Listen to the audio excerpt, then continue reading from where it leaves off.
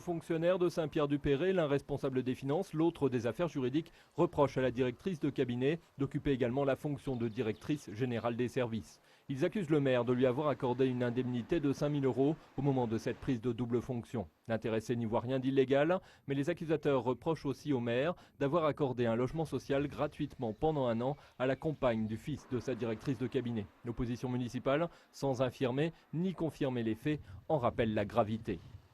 Je ne sais pas qui habite effectivement cette maison, mais je pense qu'effectivement, si ce sont des élus à qui a été attribuée cette maison et visiblement même de manière gratuite, je pense que c'est quelque chose de très grave parce que non seulement on détourne des fonds, mais on les détourne même des œuvres sociales, alors que M. Bénard, à l'époque, l'avait donné pour des œuvres sociales de la mairie. Donc je pense que c'est doublement grave. Pour le maire, cette gratuité ne serait due qu'à une négligence, les locataires s'étant engagés et ayant depuis réalisé d'importants travaux dans le logement.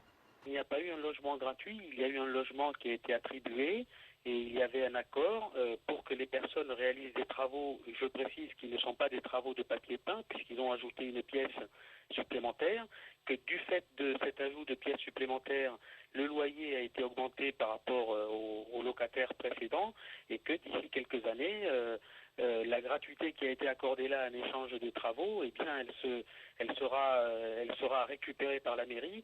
Une enquête aurait été ouverte par la gendarmerie de Palaiseau. Cette affaire viendrait s'ajouter à au moins 3 autres litiges entre la mairie et son opposition qui ont été portés devant le tribunal administratif.